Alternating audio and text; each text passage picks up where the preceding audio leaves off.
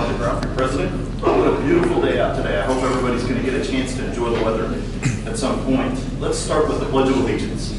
I pledge allegiance to the flag of the United States of America and to the republic for which it stands, one nation, under God, indivisible, with liberty and justice for all. You may be seated. We have a visitor, Farron Barr, who has come up to share our Rotary Bennett with us. He's a past president of the South Club and very active in the district, and he's also got a fun announcement for all of you. So I encourage you to plug in, and if you haven't been involved with him in this effort before, please consider doing it. It's an absolute blast. Hello, everyone. Did you realize how many immunizations there are in the world every year to try to eliminate polio?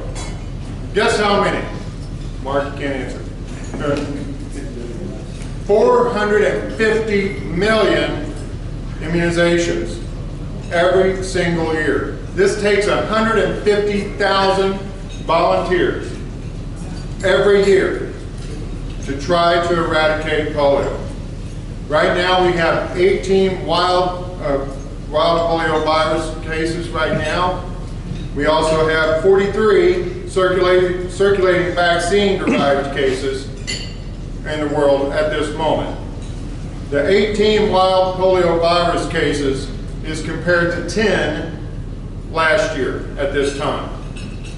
We only had 22 wild polio virus cases last year, and we were already at 18. So obviously, we have to keep pushing. We have to keep funding this to try to eliminate polio. It's still endemic in 3 different countries, as most of you probably know. It hasn't been in Nigeria in a couple of years, so Nigeria is really close to dropping off the endemic list, but Afghanistan and Pakistan are still an issue. So what can we do to try to eradicate polio? Well, I got a solution, or at least part of one. It would be the 6th annual pumpkin run that is being put on by Topeka South Rotary. On your table are flyers about this run. It is a very fun run. And if you don't want to run, you can walk it, or you can stroll down to Ainsley Gardens and come back. It's a very easy, fun morning. We'll be encouraged costumes. There will be a costume contest, so if you want to dress up and do something special, you certainly can. We'll have a DJ. We even have a face painter this year. And all the proceeds are to go to Polio Plus. There will even be prizes afterwards that we will have drawings for, so you should stick around and possibly get something nice to take home, like a pumpkin pie or maybe something else that might be kind of special.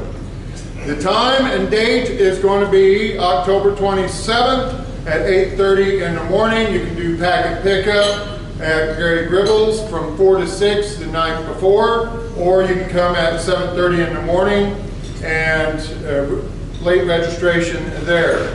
The early registration ends on 10/13, which is just another week from now, and the registration forms are back there on that back table. So if you would like to pick one of those up, you can do that, or you can also register online. It's only $25, and keep in mind, all of this is being matched 2 to 1 by the Bill and Melinda Gates Foundation. I hope to see you out there.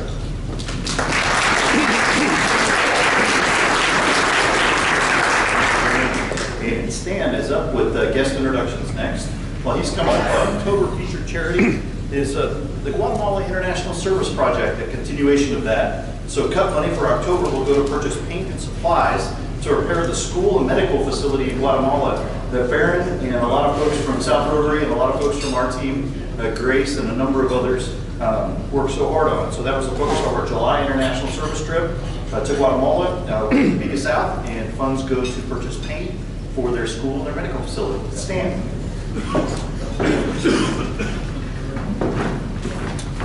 We have 3 guests today in addition to Farron, and we ask that our guests stand and remain standing until we get through the list. And I apologize in in advance. The first one, I'll probably mess up the last name. Sophie Tushler is a guest of David Beckett. She's our exchange student. We also have Robert Gould, who is a guest of Stan Teeter. And then we have Melody Burns, who is a Washburn Vista Fellows. Welcome.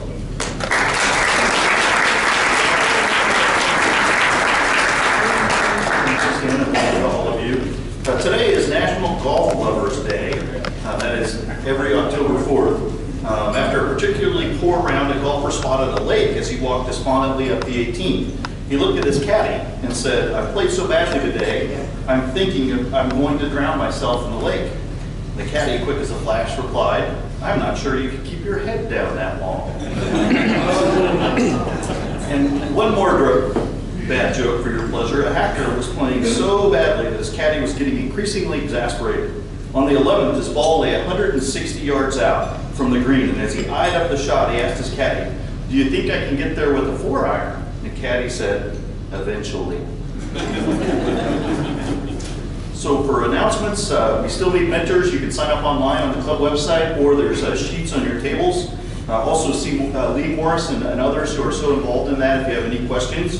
Thank you to everyone who voted for a common unity for the city of Topeka. The project won $10,000 for generation to generation mentoring at Highland Park High School, and they will be competing in LA for $50,000 among some of the other initial winners. Stomp Out Polio Red Shoes.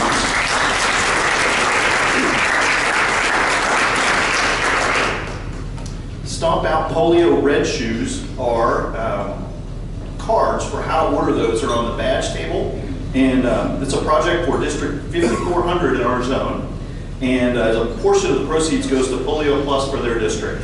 Our zone Rotary International Director is Larry Dimmitt, and you can make contributions to Polio Plus through our club at any time. World Polio Day in Topeka is October 24th, so that's coming up in just a few weeks. The Kansas Capitol Building and Grounds will host that beginning at 11:30. We have a program from 11:30 to 12:30. 12:30, there's a walk for polio. It's one block. There's a guided tour of the Capitol building, and at 2:15, there's a guided tour of the Capitol Dome. So join Northeast Kansas Rotarians and family members. Also, there's a District Foundation banquet. It's November 3rd at the Overland Park Sheridan. If you have any other questions about that, ask Blanche Parks. And invoices for the fourth quarter have been emailed and mailed, so please watch your mail and email. If you don't happen to see that, check your spam folder or your nearest porch pirate. We have a proposed new member, Manuk Pittman-Liu is founder and CEO of Spirit Productions. That's an event production in the arts, and she's sponsored by Dr. Grace Morrison. And Colleen Jameson is going to announce our program today, so it's my honor to introduce Colleen. We also, while Colleen was talking about, have a card on the back table for Linda. She's having rotator cuff surgery this morning, I believe. And so if you're a praying person or anybody who likes to send encouraging notes, I'd encourage you to do that on her behalf. And please sign the card, and we'll remind you of that at the end of the meeting as well. Colleen. Hello, everybody. So today, I'm honored to introduce our next speaker. His name is Brian Dennis. He has worked with the Kansas Small Business Development Center for over 5 years, first as a business consultant and now as the director of the Cybersecurity Center for Small Business. He holds a Master's of Emergency Management and Homeland Security with an applied focus on cybersecurity policy from Arizona State University. He is also an Associate Business Continuity Professional certified by Disaster Recovery Institute International. His experience in bringing businesses through interruptions of service began on the ground during and after Hurricane Katrina in New Orleans, Louisiana. And I was just there actually in April, and you can still see effects from Katrina even as long ago as that was. The awareness of small businesses' lack of planning on both the physical and cyber sides of security is growing among all business owners. He is working to build a safer small business ecosystem with business owners prepared to weather any storm. Please join me in welcoming Brian Dennis.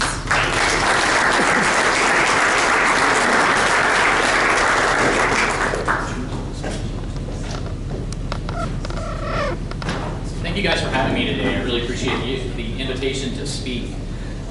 So I first always have to start this by warning everyone in the room. Just by being near me, you're putting yourself at risk. So I have a background in disaster, and that's usually because disasters follow me. As you can tell from my thick accent, I was born and raised in South Louisiana. I'm really Cajun, believe it or not. I just never picked up the accent. And started life very early on experiencing hurricanes. Was working with a company in Louisiana in 2005 when Hurricane Katrina came through, and 30 days later Rita passed by. And in 2008 we had a couple more come through, and that's when I decided I needed a break. I took a little vacation to California where they had the largest earthquake they'd had in years while I was on my vacation. Since then, it's kind of a bingo card I've been filling up. I was in a freak snowstorm in Colorado. I was stuck in a forest fire once. One plane has caught on fire just once. And mugged on the streets of Paris when I took my wife there for Christmas last year. So disaster follows me, and so that has turned me into a constant planner. And so when I started working with the Kansas Small Business Development Center 5 years ago, we started looking at, are we doing enough to plan for our businesses? Small businesses in Kansas are strong. They are the backbone of our economy. And so we want to make sure that they are here and prepared to weather any storm. And so when we talk about disasters in small business, in Kansas, it's easy for people to think about the common ideas, especially, my misconceptions about Kansas was that there was a tornado here every week. And when I moved here, I realized that it's just not as common. But yes, absolutely, we plan for these natural disasters, tornadoes, floods, fires. We buy insurance for all of these issues within our businesses. The greatest disaster that's threatening our businesses today is the threat of cybersecurity. And a lot of people don't believe that they're necessarily going to have an issue with cybersecurity, but it's growing, and the small businesses are becoming the largest percentage of the population that's being attacked today. In 2016, it was 43% of all cyber attacks were launched against small businesses. Here we are just a few years later, and that number is going to be topping probably 55 to 60% within this year. And the reason that that's happening is because it really comes down to a little bit of apathy that's been happening within the small business community. Small business owners are very aware that cybersecurity is a problem and that threat exists, but they don't really know what to do about it.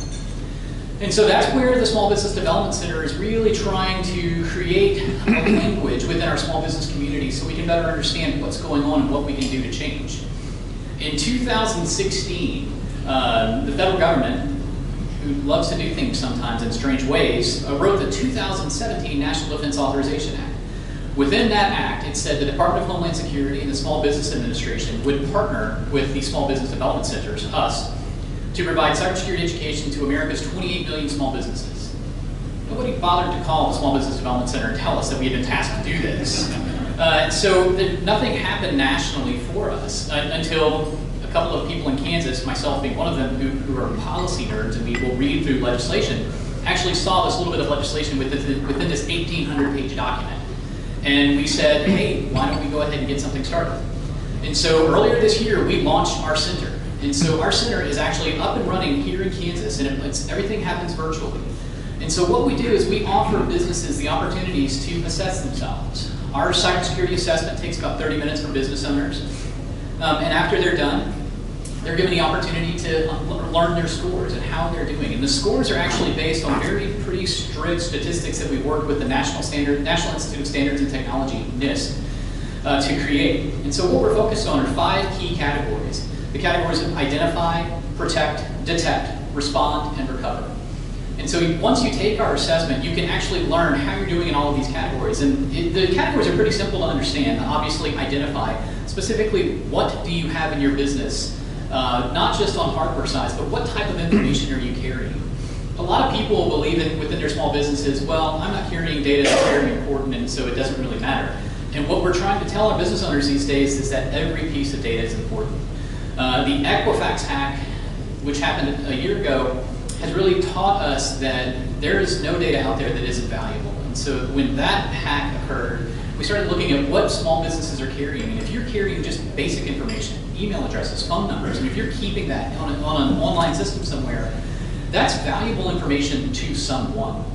And so identifying that is a very key component and figuring out specifically who has access to your systems.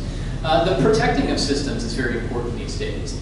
94% of Kansas's small businesses are doing nothing right now to protect their small business online systems. And that's a problem. And so we've got to get our small businesses aware that they need to start looking at how they can spend some dollars. And in this age, we actually need to start talking about spending money to protect ourselves. But there are other opportunities we can use on the free side, the physical side, to better ourselves without having to spend all of those dollars.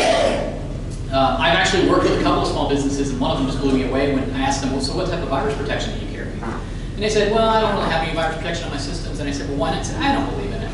You know, if somebody wants to get in my system really bad, they're going to do it. And my response to that was kind of like, well, you know, I don't understand what you're saying. It was language I didn't get, because you have to have it these days.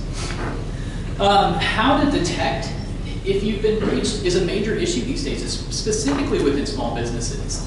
About 10 years ago, the then leader of the FBI made a statement that there were two types of businesses in America: those that have been breached and those that will be breached. And the FBI loved that statement for years. And last year they rewrote that statement. And the statement today reads, there are two types of businesses in America: those that have been breached and those that don't know they've been breached. Every small business has been breached in some way, shape, or form by a cybersecurity threat. How bad that threat is, it really comes down to what people are looking for within your system. But the detection of that is very hard. For small businesses, you may not know that there's somebody already in your system rattling around until you potentially work with a larger client or a larger customer. Who remembers the Target hack that happened a couple of years ago, where 153 million Target pieces of data were lost? People don't realize this, but Target was never hacked. That didn't happen. What happened was an air conditioning repairman in Philadelphia, Pennsylvania was hacked. And that air conditioning repairman, who had no idea that somebody was in his system, went to his local Target to fix their air conditioner because they had asked him to come in. He plugged his computer into their system to run diagnostics, and the next thing you knew, Russian hackers had access to the entire payment system within Target's mainframe. And so when we start looking at how small businesses are becoming this open door into the larger business of America, that's one of the ways that we're seeing this. And had that small business that in Philadelphia been able to detect this intrusion, that attack would have never happened. That fourth category of responding to an incident is very important. A lot of people don't necessarily know how to respond. In Kansas, if you are breached, if you are carrying data, the Attorney General might actually have to get involved. If you're carrying data that is considered personally identifiable information and that data gets leaked, you have to let your clients and customers know. And that's something that a lot of people don't necessarily want to do. I use the example of a business fire. So in Lawrence, where I'm based at the University of Kansas, we had a pet store, Pet World in Lawrence, that had been there for 30 years, 30 plus years. A couple of years ago, they suffered a fire. And the community came out and rallied around this business. Anybody who had been a customer at the store loved the store, they loved the people who worked there, and they wanted to make sure that this business would be able to survive this fire.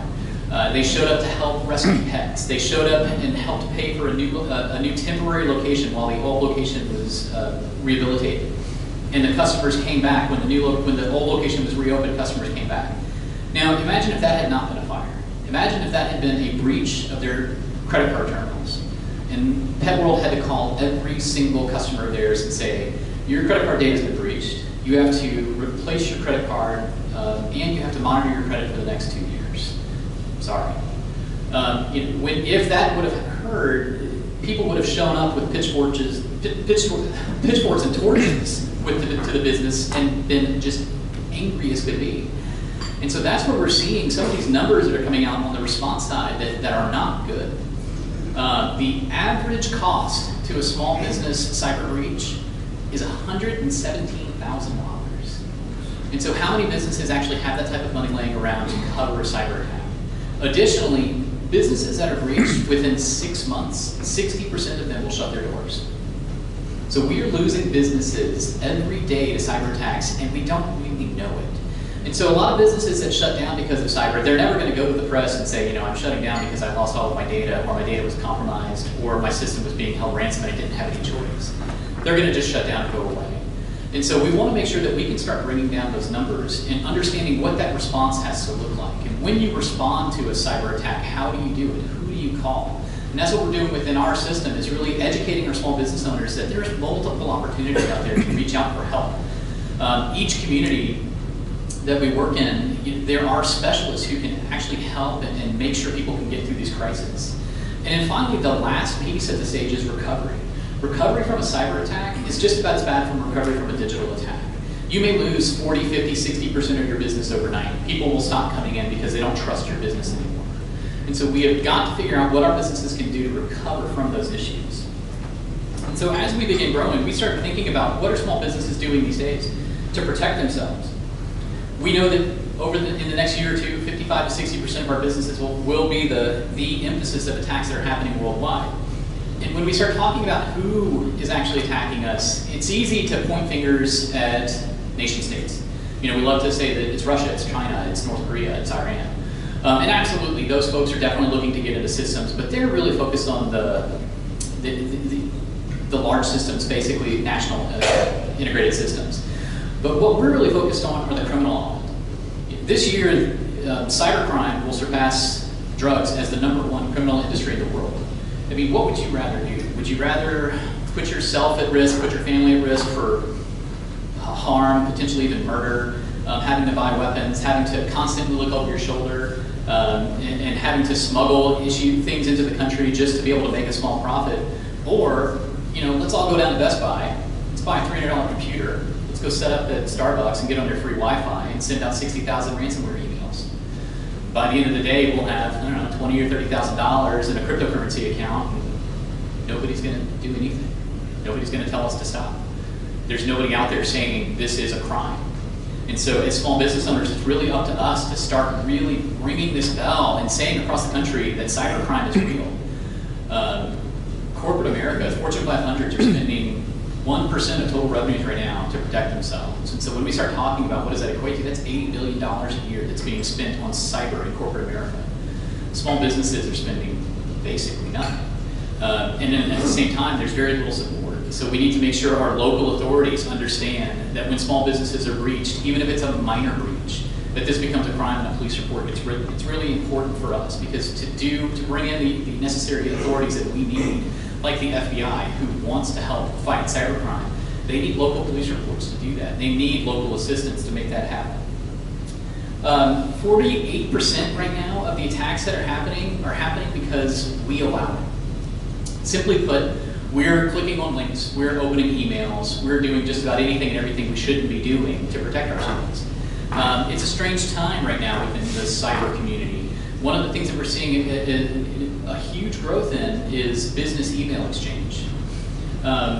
We're thinking it's about a $60 million industry right now, and next year it'll probably grow closer to a couple $100 million, maybe $1 billion in the next few years. And it's a very simple concept. We have all established our identities online, and not all, but a lot of us have established identities online, whether that's a business identity via a website or a social media account, Facebook or Twitter. And so a lot of the information about us is available. Additionally, a lot of the information that Equifax was holding is now available for dark web purchase. And so what we can create very easily are email exchanges that might come from your CFO. And your CFO might email you saying, hey, you know, we need to pay this bill today. Here's the invoice. It's $25,000. Here's the routing number. Here's the bank account number. Just go ahead and send it. I've okayed it and signed it, Brian. And the CEO gets it. It's like, oh yeah, okay, I know this is Brian. It came from his email account. I'll go ahead and make that transfer. And out of the blue, $25,000 is gone from the company. We're seeing this happen daily across Kansas. And it's an easy trick. And the money that can be wired internationally very quickly and without much recourse. The FBI right now is saying that they can stop a wire transaction if it's domestic within 48 hours, and that's fantastic news. But they really can't do anything for an international transaction, especially one that goes to parts of the world where they are not going to work with us. And so those are some of those new opportunities that criminals are seeing. It's just amazing. Ransomware is something that we haven't necessarily seen as massive an attack as Europe saw 2 years ago. But it wouldn't surprise me if we do see something similar to that in the next 3 to 5 years. Ransomware basically just is a little bug that gets into your system and encrypts everything and says that you're not allowed to have anything back until you pay X amount of dollars. Last year in Kansas, ransomware only made $23 million in Kansas. And so $23 million was paid to get data back just in this state. And that's a small amount compared to other states. And so it's a $400 billion a year industry right now for ransomware. So that's something else that's growing. We're really trying to get people to understand that there's a lot we can do to combat ransomware, and there's simple issues we can take. And so that's kind of where we get to with our 5 categories of identify, protect, detect, respond, and recover. And so once our businesses have taken our assessment within our system, the big change that we're offering in Kansas as opposed to other states is we are going to train you now. And so we understand that small business owners don't have the time to take night classes and go and understand everybody become a cybersecurity expert. That's not going to happen. And so what needs to happen is just very basic education, very understandable business language that can be translated and easily understood. And so we've created an online training platform where business owners can access it very easily and take what we call snack-size learning opportunities. And so our learning modules are between 9 minutes and 23 minutes a minute. And so you can understand what we're talking about when we say passwords need to be changed. I can guarantee you everybody knows still what's the #1 password in America? Password. It is still the #1 password in America. That is something that we have just got to stop doing. The problem with that, though, is how many times, has anyone ever actually counted how many different programs they're using that require passwords to get into on a daily basis? I'm at 32. There are 32 different programs that are, whether that's my computer, my phone, email, whatever I'm using, there are 32 different pieces of information that I have to store in my limited brain space. And it's becoming a major problem. And so as a cyber community, we're really focused on trying to figure out what we can do to make that better. And so there are PhDs being written right now trying to basically phase out the concept of passwords and move past it to a new concept of security. And what that looks like, we don't know. But there are options out there like biometric screening. And so a lot of people now have phones where to get into your phone, you use a thumbprint. My laptop that I use, the only way you can get into my laptop is with a thumbprint. Retinal scans are potentially going to be something in the near future. I always have somebody, there's usually somebody in a crowd that says, well, what if they cut off your thumb? If they cut off my thumb, I've got way bigger problems to deal with, and so I'm not necessarily worried about that. That would go on my disaster list, that bingo card somewhere. I think I'm missing volcano. That's the only thing I'm missing. But we need to figure out a better way to use to deal with passwords. And you can't get, it's terrible, but those 32 passwords that I have to use every day can't be the same. And so that's another issue we're dealing with, is people who use the exact same password to get into every program. If somebody's lucky once, they're going to get into all of your data very easily. And so password managers are something we're focused at, we're really working with businesses to understand. And just still understanding that no matter what you do, the concept of a breach is going to be there. When we look at our businesses, we're really trying to assign a percentage risk that businesses come in at. And so when our businesses come in and they take our first assessment, we can say within the next 2 years right now, you're at 80% chance of being breached. And that is unacceptable. What we're really hoping to get to is about 30% chance of being breached. And that 30%, even while it's still high, it's better than what most businesses are sitting at these days. And what we're hoping to really help with is the coming onslaught that's going to start happening in the near future. The government has issued a protocol called NIST 800-171, which is basically a set of standards that anybody who's doing business with the Department of Defense is expected to meet for cybersecurity. I'm working with companies across the country that are having to deal with this, and it's 110 pieces of data that you have to prepare to ensure the government that you can still work with them. And this is not just for computer programmers or consultants who are working in the computer industry. I'm working with a garbage hauler in Florida right now who has to be compliant within this, and that's because they pick up shredded documents. I mean, it's just amazing how many people are having to focus on this. And what we're seeing, and I saw this in Washington, D.C. a couple of weeks ago when I was there for meetings for the week, the banking industry and the insurance industry is very interested in this. The insurance industry right now, they are writing cyber policies like they're going out of style. I mean, they love to write cybersecurity insurance policies. And you can walk into an insurance agency and get a policy that will cover $150,000 to $200,000 in cyber loss. How those actually work, no one's really sure yet. And so we're still trying to figure out what that's going to look like. And it's more specifically, what happens if we have a major attack, like the WannaCry attack that happened in Europe a couple of years ago? Could the insurance industry actually withstand that type of loss? And so what we're seeing is the insurance industry is going to be very interested going forward to make sure that businesses are secure before they write them a policy.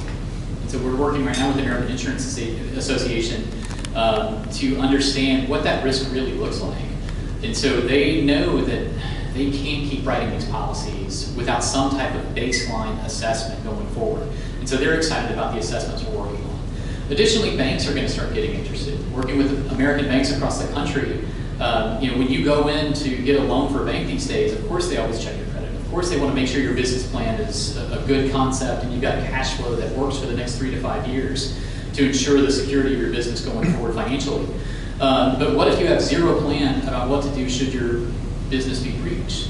If we know that the average breach costs $117,000, is a bank going to want to write a loan for $500,000 to a business that can't withstand that breach? And so we really are working with American banks to make sure that they understand you can't just implement code on small businesses and expect them to put it together overnight.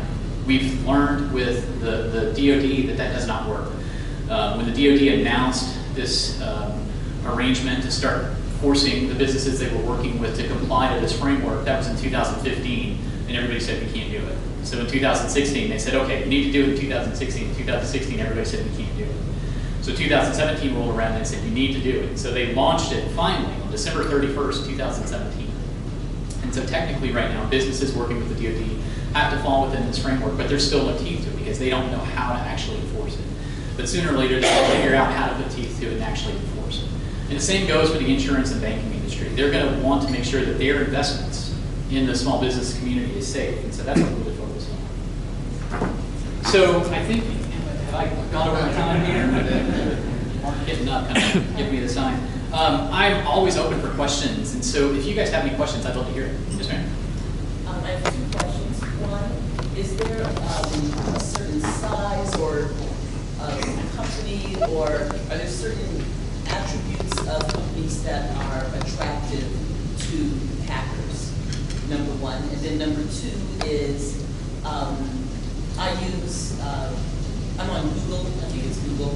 I'm not that great with computers, but I'll make a password and then I get this little error message that comes up and says, do you want us to save your password for you automatically? And I love it because, like you said, it seems like everything I do requires a password. What do you think about those? So on that first question, no, there is no special size that criminals are looking for when it comes to cybercrime. They really take a shotgun approach. And so, they send out as many opportunities and they're constantly building in threats and they send them out in multiples. And so there's a map that I actually have access to that shows where active hacking is happening across the globe. And the most hacked city in America is Redmond, Washington. And it's not because Redmond, Washington has any type of special military facility, it's because Redmond, Washington is the home to Amazon. And so everybody wants into the Amazon cloud server because if they can get into that, you basically have the keys to the kingdom because half of America is using Amazon cloud servers. But those same attacks are happening just all over the country. It's just a multiple shotgun approach. For those password managers, right now I love them. It does make things easier. Are they perfect? Absolutely not. Every system has its weaknesses, and so it's really up to us to ensure that we're updating regularly. And so every time you click, yes, save my password, what you also need to make sure is every time that box pops up at the bottom of your screen that says, hey, it's time to update your system, you update your system because that's going to keep you safe and that will keep your virus protection updated. The biggest hack with Equifax, the reason that happened was because somebody didn't click that box. And so really 3/4 of America had their credit information stolen because somebody didn't click an update box.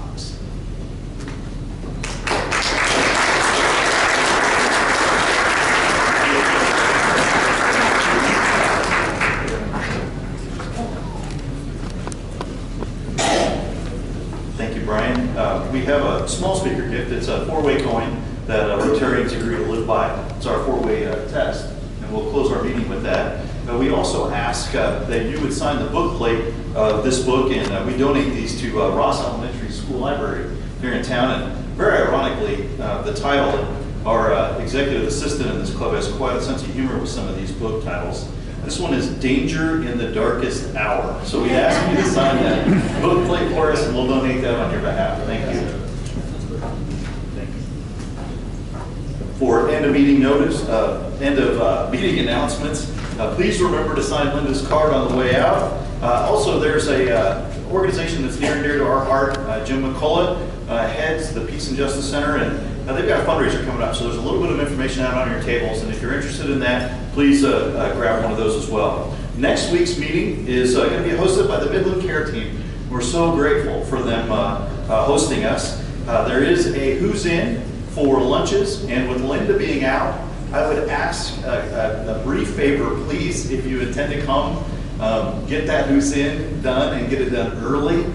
Please don't leave that till the last minute. We're not in quite the same capacity to scramble that we normally would be. So please register for your meal head count by no later than Monday, October 8th.